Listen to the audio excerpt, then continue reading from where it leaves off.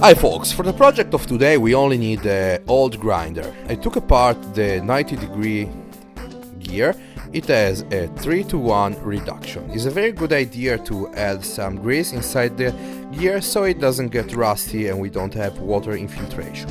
On the back side of the grinder I'm going to solder now a small piece of stainless steel. This will work like a stopper. Later you will understand what I'm talking about. At the scrapyard I took apart this big fan. This was for cooling the car radiator, and this is the motor that comes with it. It is a 12-volt motor, 3000 RPM. As you can see, I solder also on the front of it to a small piece of stainless steel, and the same thing on the back side of the grinder. Now I only need a piece of tube. This is 90 centimeters long stainless steel tube. With the grinder I'm going to cut 4 slots on both sides of the tube. This will work like a crankshaft, so it will connect the front part of the motor to the back side of the grinder. The slot, as you can understand, goes inside on the top of the part we have soldered earlier. Now I take a bit longer tube. This is 1 meter long tube and it is a little bit larger. Now I need 4 threaded bars and 4 nuts.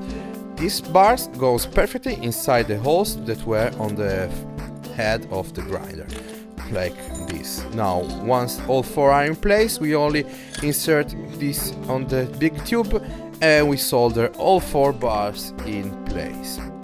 I insert the crankshaft that connects the grinder to the motor that is on the top, and once I'm sure that everything spins nice, I can solder the motor in place. I solder also a bit longer screw on the front of the grinder so that I can insert a big propeller. This was a propeller from a boat, and I put some silicone and I paint everything so it doesn't get rusty. This is the result. I'm very proud of this motor. Everybody on the beach is stopping me for asking me information. This part on the back is the part of the bed that goes one on top of the other. This is my kayak. I don't have to make hole on the kayak. I just removed the existing screw that were on it and I made this structure.